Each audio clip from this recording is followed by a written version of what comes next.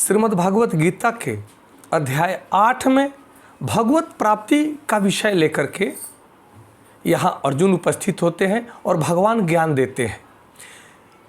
इस अध्याय के श्लोक 1 और 2 में अर्जुन भगवान से प्रश्न करते हैं और भगवान आगे उसका उत्तर देते हैं। प्रश्न ये करते हैं कि अर्जुन कहते हैं कि हे भगवान, हे पुरुषोत्तम, ब्रह्म क्या है, आत्मा क्या है, सकाम कर्म क्या है, यह भौतिक जगत क्या है तथा देवता क्या है, कृपया करके यह सब मुझे बताइए।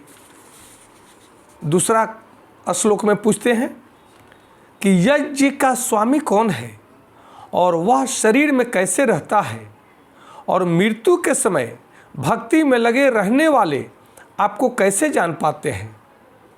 तीसरा श्लोक में भगवान उत्तर देते हैं, कहते हैं कि भगवान कहते हैं कि अविनाशी और दिव्य जीव ब्रह्म कहलाता है, अर्थात जिसका कभी विनाश न हो, जो दिव्यता से भरपूर हो, वो जीव आत्मा ही ब्रह्म है और उसका नित्य स्वभाव अध्यात्म या आत्मा कहलाता है।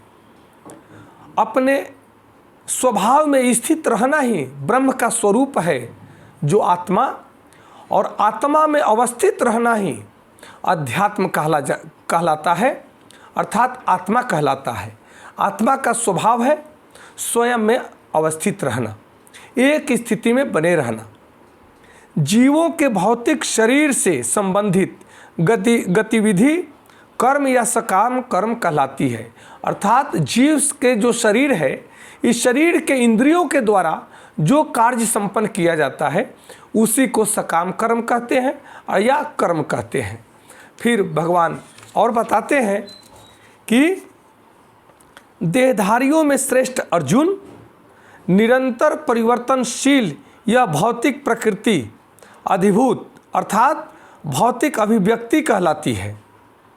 भगवान का विराट रूप जिसमें सूर्य तथा चंद्र जैसे समस्त देवता सम्मिलित है अधिदेव कहलाते हैं, और प्रत्येक देहधारी के हृदय में परमात्मा स्वरूप स्थित रहने में मैं परमेश्वर अधियज्ञ अर्थात यज्ञ का स्वामी कहलाता हूँ।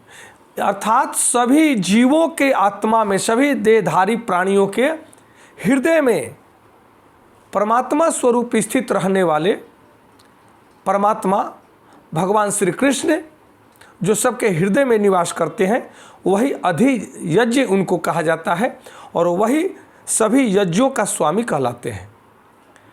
और अंत में, जीवन के अंत में जो केवल मेरा स्मरण करते हुए शरीर का त्याग करता है, वह तुरंत मेरे स्वभाव को प्राप्त करता है, इसमें रंच मात्र भी संदेह नहीं है। भगवान कहते हैं कि सारा जीवन क्या कर रहे हो आप समझो, परंतु मरते समय जिस चीज का व्यक्ति स्मरण करता है वह उसी योनि में, उसी लोक में जाता है। इसीलिए हमारे ऋषि मुनियों ने बार बार हमें चेताया है कि हमेशा भगवत प्राप्ति की इच्छा से हमेशा कर्म करो, भगवत भक्ति को अपने हृदय में धारण करके हमेशा अपने जीवन यापन करो, ताकि ये जब स्वभाव बना रहेगा तब मरते वक्त भी भगवान का स्मरण रहेगा, तब हमें भगवत लोक की प्राप्ति हो जाएगी। क्योंकि यह स्वभाव एक दिन में नहीं आता है, इस स्वभाव के लिए हमें निरंतर कार्य करना होता है, तब हमारा स्वभाव भगवत प्राप्तिमय बन जाता है। और जब भगवत प्राप्तिमय